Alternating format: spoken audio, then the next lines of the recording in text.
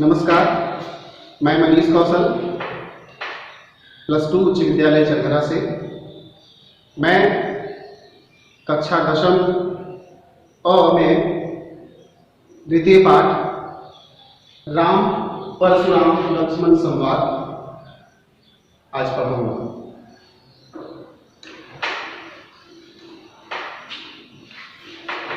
यह रचना गोस्वामी तुलसीदास जी के द्वारा लिखा गया है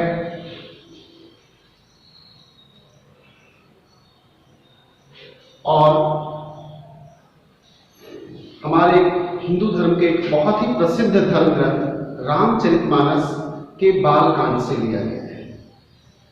बालकांड में लक्ष्मण और राम जब गुरु विश्वामित्र के आश्रम में जाते हैं, आश्रम में उन्हें राजा जनक के यहाँ हो रहे स्वयंवर का पता चलता है, तो गुरु विश्वामित्र के साथ वे उस स्वयंवर में जाते हैं और धनुष भंग करते हैं। शिव के धनुष को तोड़ने के बाद उससे उत्पन्न टंकार से शिव के शिष्य महर्षि परशुराम को इसका भान होता है। वो क्रोध में वहां प्रकट होते हैं और उसी क्रोध के बीच लक्ष्मण और राम से परशुराम की जो बातचीत होती है उसे इस पाठ में दिखाने का प्रयास किया गया है। पाठ के आरंभ में हम पूज्यपाद गोस्वामी तुलसीदास की चर्चा करें। महर्षि तुलसीदास का जन्म मध्यकाल के अन्य कवियों की तरह ही विवाह से भरा हुआ है। इनका जन्म उत्तर प्रदेश के बांदा जिले के राजापुर ग्राम में हुआ।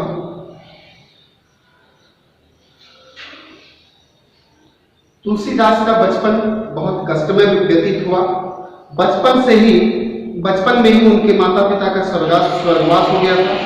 सौभाग्य से उनकी मुलाकात गुरु नरहरि दास से हुई।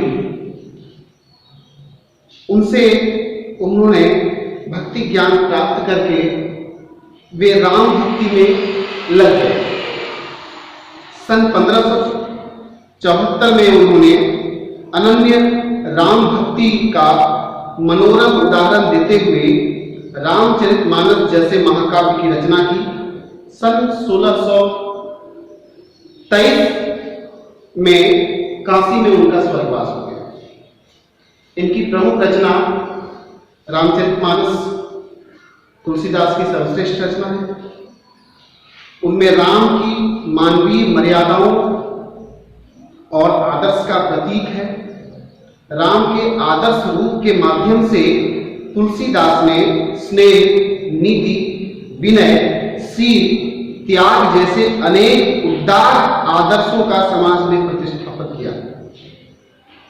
महर्षि महाकाव्य रामचरितमानस उत्तर भारत में अत्यधिक लोकप्रिय है। रामचरितमानस के अतिरिक्त गीतावली, कवितावली, दोहावली, कृष्ण गीतावली और विनय पत्रिका इनकी प्रमुख कृतियां हैं। तुलसीदास की भाषा शैली की चर्चा होती है तो इन्हें समान रूप से अवधि और ब्रज दोनों में समान रूप से अधिकार प्राप्त है। दोनों भाषाओं में इन्होंने अपनी साहित्यिक रचनाएं की हैं। गोस्वामी तुलसीदास ने रामचरितमानस अवधि में तथा विनय पत्रिका और कवितावली की रचना ब्रज भाषा में की है। इसके अतिरिक्त उन्होंने संस्कृत, अरबी, फारसी, उर्दू आदि भाषाओं के प्रचलित शब्दों को भी अपनाया है। इनकी साहित्यिक विशेषता है कि उस समय प्रचलित काव्य के सभी रूपों में तुलसी की रचनाओं को देखा जा सकता है। रामचरितमानस का मुख्य छंद चौपाई है। कहीं कहीं पर दोहे, सौठे, हरि गीतिका और अन्य छंद भी देखने को मिलते हैं। उन्होंने विनय पत्रिका की रचना गेय पदों में की। कवितावली में कवित्व और सवैया छंद की सुंदर छटा का प्रदर्शन हुआ है। उनकी रचनाओं में प्रबंध और मुक्तक दोनों प्रकार के काव्यों का उत्कृष्ट रूप देखने को मिलता है। भाव और कला पक्ष दोनों ही दृष्टि से तुलसीदास के काव्य उच्च कोटि का एक उदाहरण है। हम लोग परशुराम पे चर्चा करें। भगवान राम को सभी जानते हैं। राम मर्यादा स्वरूप है, मर्यादा पुरुषोत्तम है, पुत्र राम की तरह, पिता राम की तरह, आदर्श पति राम की तरह, राजा हो तो राम की तरह। लोग हरेक जगह राम की कल्पना करते हैं, राम को पाना चाहते हैं। लेकिन परशुराम जो भृगु ऋषि के पुत्र, जमदाग्नि के पुत्र थे, यानी कि भृगु ऋषि के पौत्र थे परशुराम, और जमदग्नि और रेणुका, जमदग्नि और रेणुका के पुत्र थे परशुराम। परशुराम को भगवान विष्णु का छठा अवतार भी कहा जाता है, और ये क्रोधी स्वभाव है, क्रोध अवतार इनका है।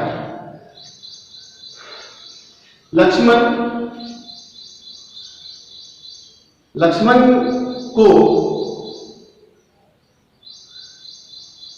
यूं तो राम के एक अनुचर, राम का एक अनुयायी, राम का प्यारा भाई और राम का सेवक के रूप में देखा जाता है।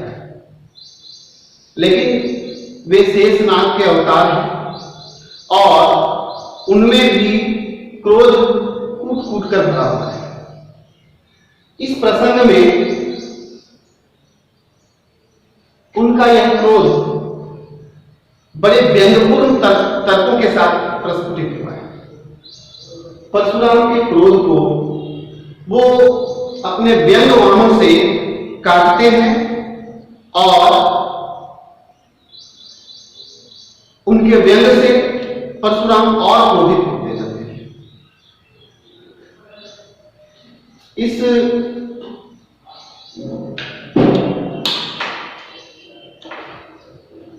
यह अंश, जैसा कि मैंने पहले भी कहा, यह अंश रामचरितमानस से लिया गया है और सीता स्वयंवर की घटना इसमें है। सीता स्वयंवर के बाद जब धनुष भंग हो जाता है और धनुष भंग होने के बाद धनुष की जो आवाज होती है, जो गर्जना होती है, जो टंकार होती है, उस टंकार से परशुराम वहां पर आते हैं और आगे की कथा इस प्रकार है। हम इसका आदर्श वाचन करेंगे। इसमें 6 पद हैं।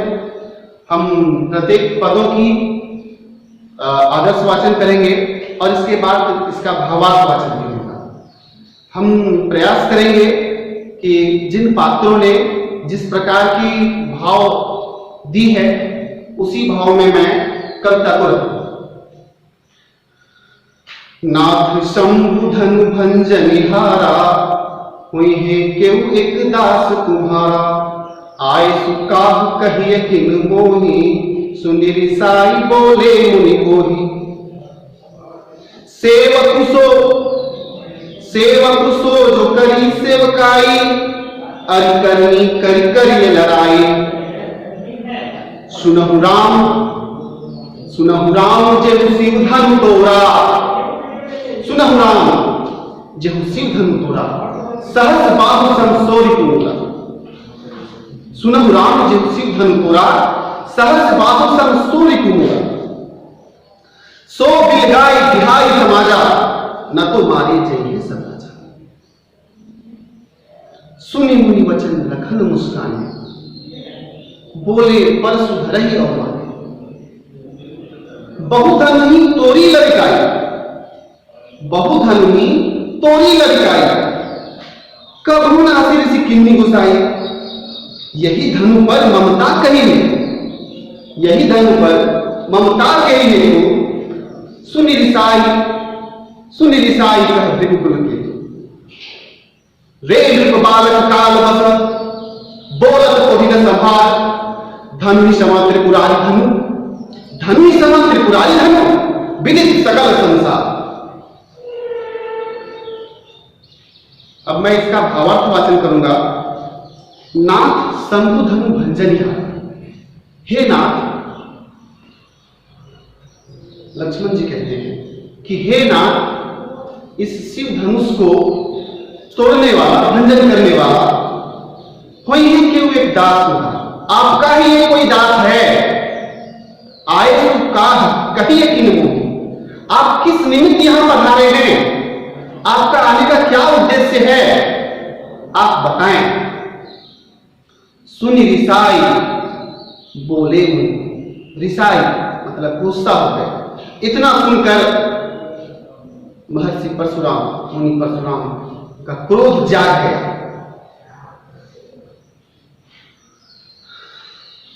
वो कहते हैं, सेवक सो जो करी सेवकाई, अरि करनी करी करी लगाई। सेवक वह है जो सेवक का काम करे, जो शत्रु का काम करे, जो अरि का काम करे। अरि करनी यानी कि शत्रु की करनी करने वाला कभी सेवक नहीं हो सकता। अरि करनी करी करी लड़ाई, और जो अरि करनी करता है उससे मैं लड़ाई करूंगा, उसको यहां लड़ाई करनी होगी। सुनहु राम जेहु शिव धनु पुरा।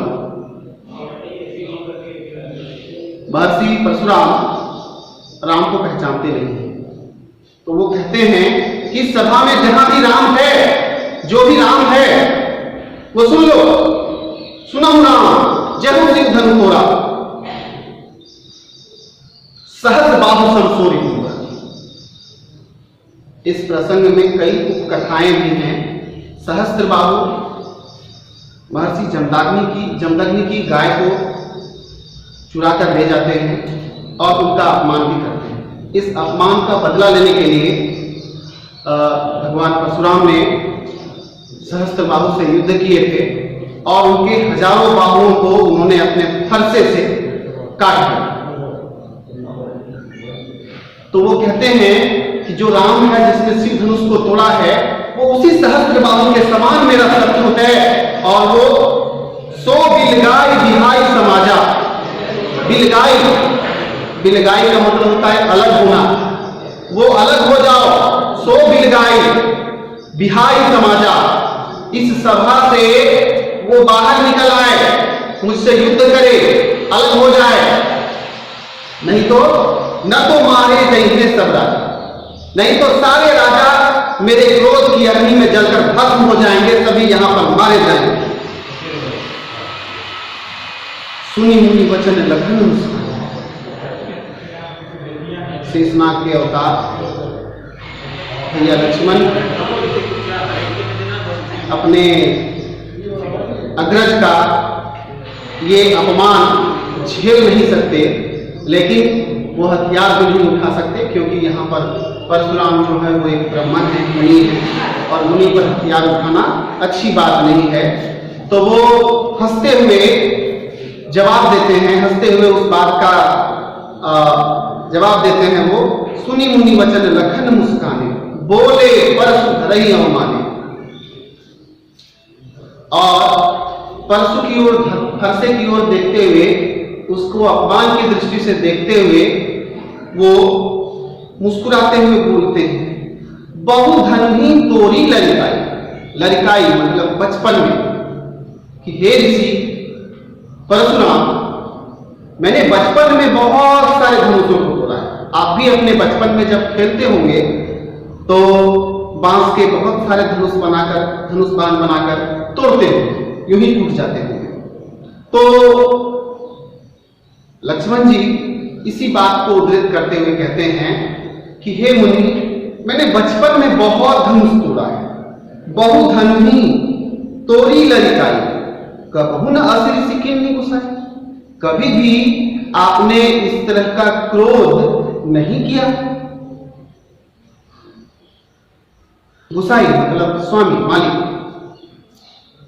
हे स्वामी, आपने कभी इस तरह का क्रोध प्रदर्शन तो नहीं किया, यही धनु पर ममता के ही हेतु। ओहो, आखिर इस धनुष पर आपका इतना प्यार क्यों उमड़ा, इतनी ममता क्यों जाग गई? यही धनु पर ममता के ही हेतु। सुन रिसाई भृगुकुल, यह सुनकर भृगुकुल के केतु, भृगु यानी कि जमदाग्नि के पिता, भृगुकुल के पताका, भृगुकुल के श्रेष्ठ जन भगवान परशुराम को गुस्सा। भगवान शिव के धनुष का यह अपमान सुनकर वो क्रोधित हो गए। वो कहते हैं, रे नृपबालक कालवश, अरे राजकुमार, नृप मतलब राजा, नृप बालक राजकुमार, रे नृपबालक कालवश बोलत तुम न संभाल, तुम काल के आपोष में हो जिसके कारण तुम्हारी वाणी पे तुम्हारा नियंत्रण नहीं, तुम मरने वाले हो।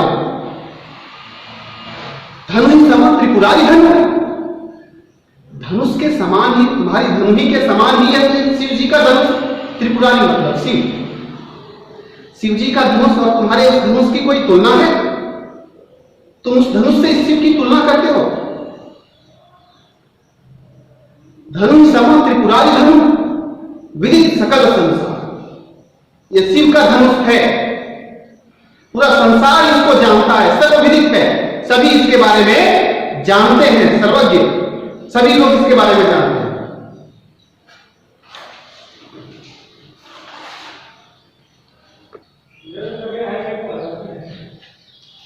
एक बार हम लोग फिर से पहले पद का अर्थ जानेंगे तेजी से।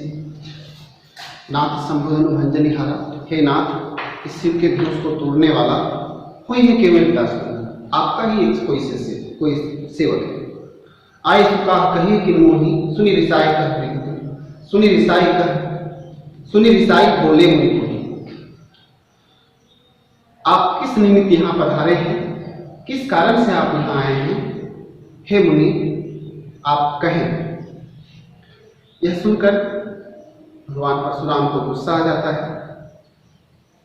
सेवक सोचो करी सेवकाई, अरि करनी करी करिए लड़ाई। अरि करनी मतलब शत्रु के काम करने वाले को से शत्रुता ही करनी पड़ती है, युद्ध ही करना पड़ता है। सेवक का काम सेवा करना है, लेकिन यहाँ पर सेवा का काम नहीं हुआ है, यहाँ पर शत्रुता का काम हुआ है। सुनहु राम जेहु शिव धनु तोरा, सहस बाहु संसोरी। रिपु मतलब शत्रु। हे राम सुन लो, जिसने भी शिव के धनुष को तोड़ा है वह सहस्त्र बाहु के समान मेरा शत्रु है। सो बिलगाई बिहाई समाचार, इस राजाओं की सभा से वो अलग हो जाए, बिलग जाए। न तो मारे जय ही सभा, नहीं तो सारे राजा हमारी क्रोध की अग्नि में जलकर भस्म हो जाएंगे, मारे जाएंगे।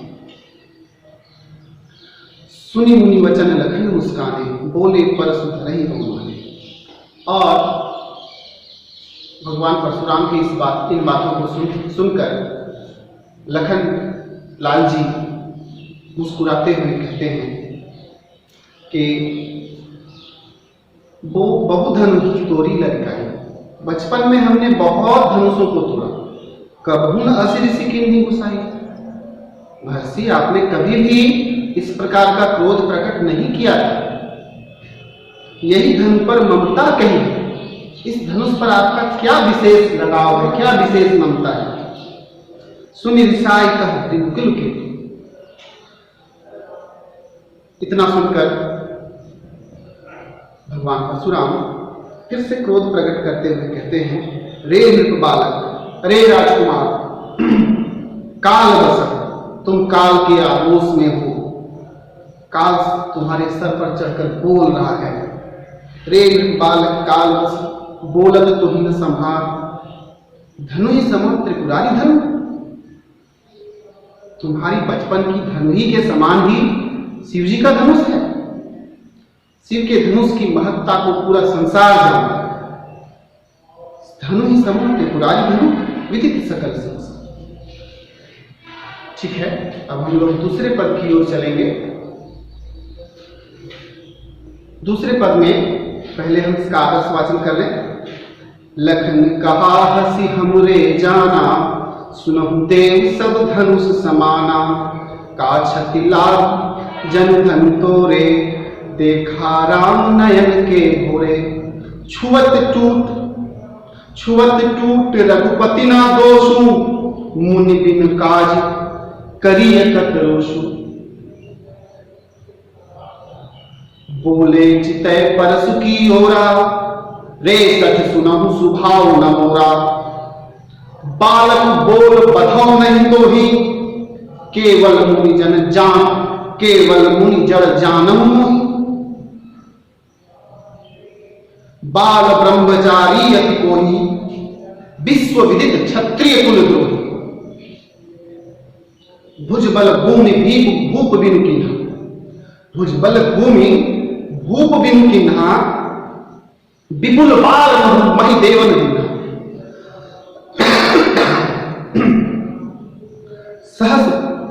सहस बाहु भुज छेद निहारा, परसु विलोक महीप कुमार।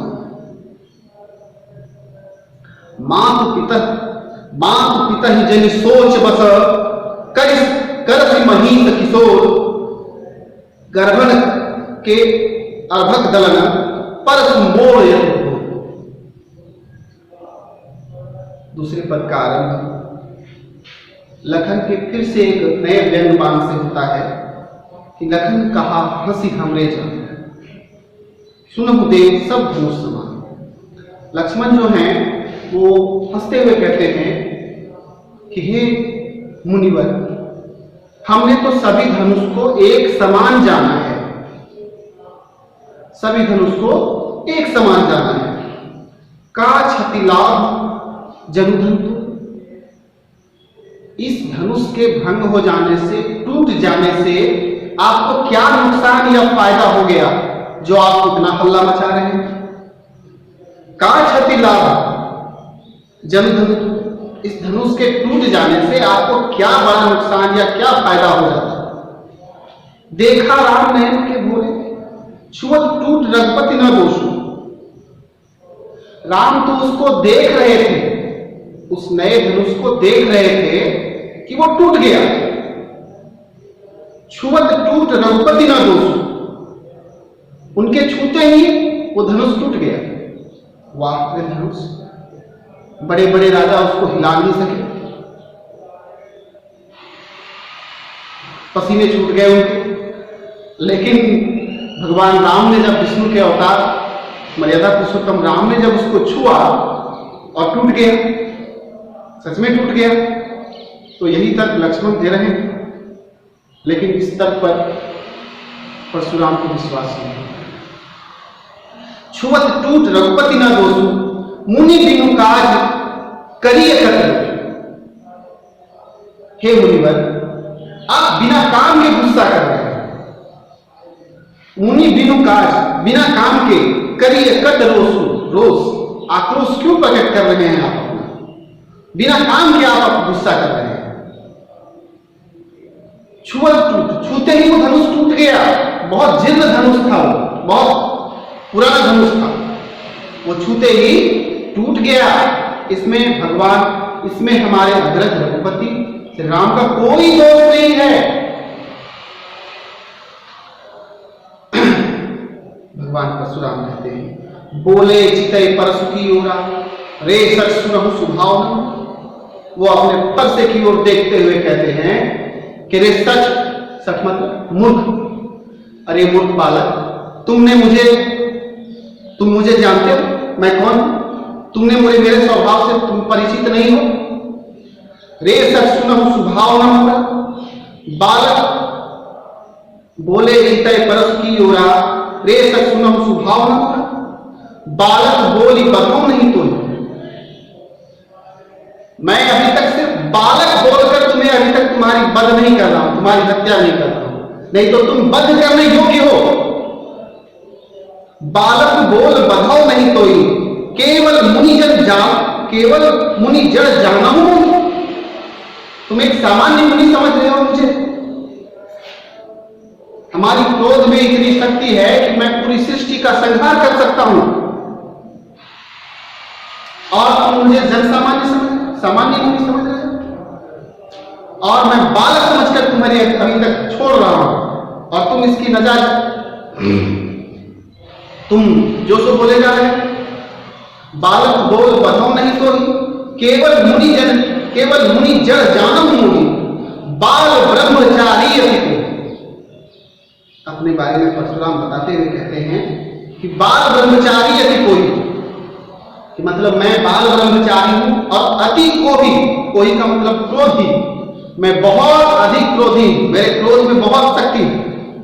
बाल ब्रह्मचारी अति कोई विश्व विदित क्षत्रिय कुलद्रोही, क्षत्रियों के कुल का द्रोह करने में मैं सर्वज्ञ जाना जाता हूं, मैं सर्वविदित हूं। किसके रूप में? क्षत्रिय कुल के द्रोही के रूप में। 21 बार उन्होंने धरती को क्षत्रियों से मुक्त किया, क्षत्रियों का संहार किया। वो फिर से कहते हैं कि बाल ब्रह्मचारी अति कोई विश्व विदित क्षत्रिय कुलद्रोही भुजबल भूमि भूप बिनु कीन्हा। अपनी भुजाओं के बल के कारण हमने भूमि को भूप बिनु कीन्हा, राजाओं से मुक्त करा दिया। मतलब राजा, मैंने अपनी शक्ति से, अपने सामर्थ्य से, अपने बल से, अपने बाहुबल से 21 बार क्षत्रियों धरती को राजाओं से मुक्त करा दिया, राजाओं का संहार कर दिया। भुजबल भूमि भूप बिनु किन्हा विपुल बार मही देवन देना। विपुल बार, अनेक बार, विपुल मतलब अनेक, मही देवन मतलब ब्राह्मणों को, विपुल बार मही देवन देना। अनेकों बार मैंने क्षत्रियों को का संहार करके उसके साम्राज्यों को मैंने ब्राह्मणों में दान कर दिया। सहस बाहु भुज छेद निभा। अपने बारे में वो बताते हुए कहते हैं कि रे बालक, मैं वही आदमी हूं जिसने सहस्त्र बाहु के हजारों बाहुओं को काट डाला था। सहस्त्र बाहु भुज छेद निहारा परसु विलोक महीप कुमारा।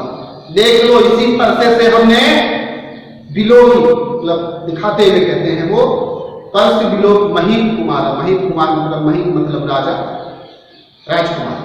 राजकुमार के लिए इससे पहले भी बालक शब्द आया है, यहाँ पर राजकुमार के लिए महीप कुमार शब्द प्रयुक्त हुआ है। परस विलोक महीप कुमार, हे बालक, हे राजकुमार, तुम देख लो, यह वही परसा है जिससे मैंने सहस्त्र बाहु के हजारों बाहुओं को काटा था। सहस्त्र मतलब हजार। मातु पिता ही जनी सोच बस करसी महिष किशोर। हे महिष किशोर, हे राजकुमार, मैं तुम्हारे माता पिता के बारे में सोचकर तुम्हें अभी तक छोड़ रहा हूं। अगर तुम्हारी हत्या हो जाएगी तो उन्हें बहुत धक्का पहुंचेगा, उन्हें दुख होगा। मैं उसी की चिंता करके मैं अभी तक तुम्हें छोड़ रहा हूं, तुम्हारे माता पिता के बारे में सोचकर। मां पितम जन सोच बस करसी महिष किशोर गर्भन के अर्भक दलन परसु मोर अति घोर। अपने फरसे को दिखाते हुए कहते हैं कि देखो, इस फरसे में इतनी शक्ति है कि गर्भन के अर्भक, गर्भ मतलब गर्भ में, अर्भक मतलब गर्भस्थ शिशु, जो बच्चा है गर्भ में है, जो पेट में है, वो हमारी परसु के प्रभाव से पेट के अंदर ही मर जाता है। गर्भन के अर्भक दलन परसु मोर अति घोर। हमारा जो ये फरसा है, ये वही फरसा है जिसने सहस्त्र बाहु को मारा है, और इसकी इतनी शक्ति है कि यह पेट के अंदर बच्चे को मार सकता है।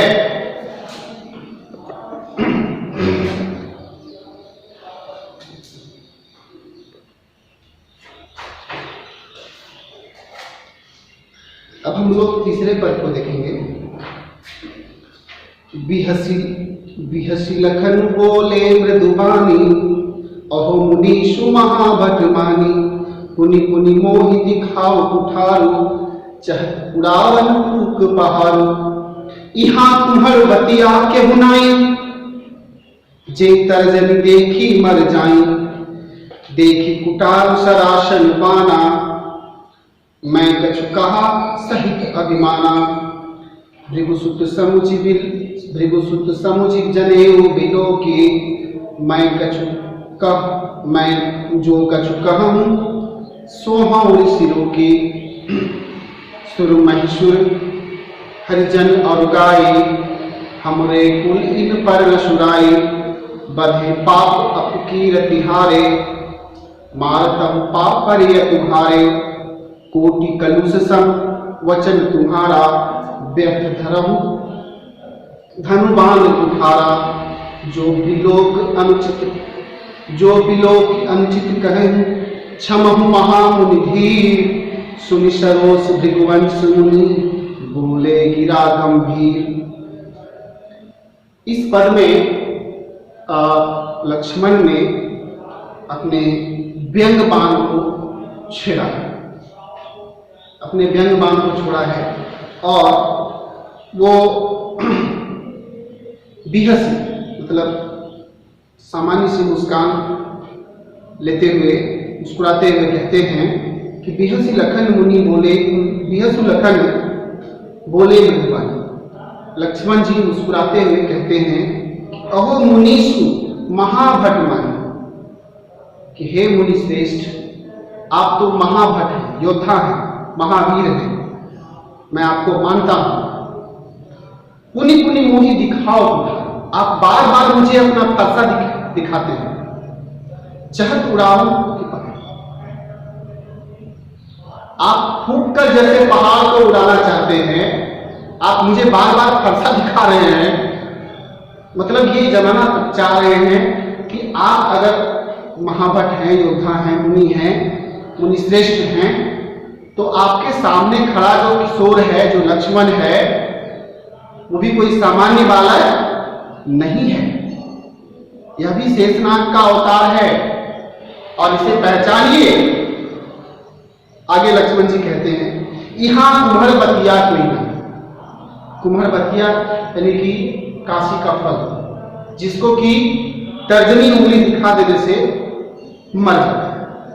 आप सामान्य किसान परिवार में कुमड़े के या कद्दू के पौधे को लोग सीधी उंगली से नहीं दिखाते, वो मोल कर दिखाते हैं। तो वही चीज यहाँ लक्ष्मण कह रहे हैं कि यहाँ कुम्हर बतिया की नहीं, जे तर्जनी देखी मर जाए। यहां मैं या राम, लक्ष्मण अपने बारे में कह रहे हैं कि यहाँ लक्ष्मण या राम जो है वो बहुत कोई कमजोर चीज नहीं है, जो आपकी तर्जनी दिखाने से वो गल जाएगा, मर जाएगा, खत्म हो जाएगा। देख उठाओ सरासन बाना, आपके फरसे को, तीर धनुष को देखकर मैं कछु कहा सहित अभिमान। वो फरसे की ओर देखते हुए लक्ष्मण अभिमान सहित कहते हैं, भृगुसुत समझ जनेऊ बिलोकी। भृगु के पौत्र होने के नाते और आपके शरीर पर जनेऊ को देखकर जो कुछ कहूं सो सहौं, जो भी कुछ मैं कह रहा हूं वो मैं अपने गुस्से को नियंत्रित करते हुए कह रहा हूं।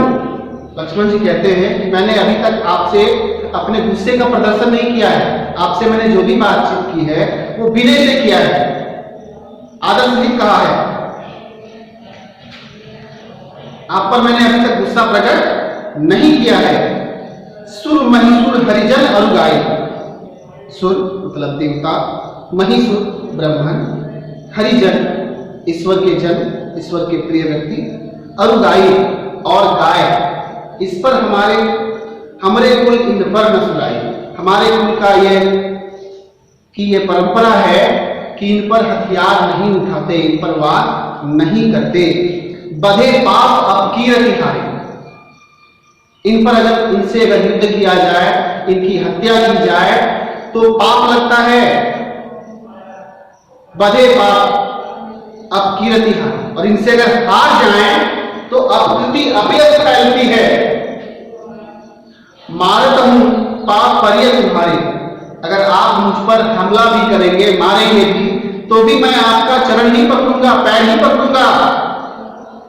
कोटि कलुष सम वचन तुम्हारा, कोटि मतलब करोड़, कलुष मतलब वज्र, हजारों वज्र के समान तो आपके वचन ही हैं। व्यर्थ धर्म धर्मांग उठा, आपने धनुष और बाण को व्यर्थ में उठा धारण किया हुआ है। आपके वाण से ही तो लोग मर जाएंगे, आपके वचनों से ही लोग मर जाएंगे। आपने व्यर्थ में ये फरसा और ये धनुष बाण उठा रखा है। जो वियोग की अनुचित कहूं क्षमा महामुनि। अगर इतना सब कहने के बाद भी लक्ष्मण क्षमा की मुद्रा में कहते हैं कि हे मुनि, महाभट मुनि, हे महान योद्धा, अगर मैंने कुछ गलत कह दिया तो मुझे क्षमा करेंगे। जो विलोक अनुचित कहे हूं क्षमा महामुनि धीर, धैर्य के साथ मुझे क्षमा करेंगे। सुनी सरोष मृगवंश मणि बोले विराट गंभीर। और इतने सुनने के बाद परशुराम का गुस्सा फिर से जागता है और वो गुस्से के साथ रोष सहित वो गंभीर मुद्रा में कहते हैं,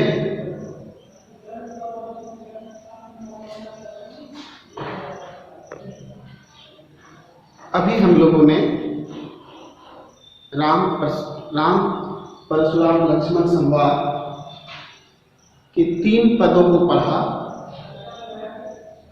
3 पद शेष हैं जिसे हमें अगली कक्षा में पढ़ना है। उसके बाद हम लोग प्रश्न उत्तर पर भी चर्चा करेंगे। धन्यवाद।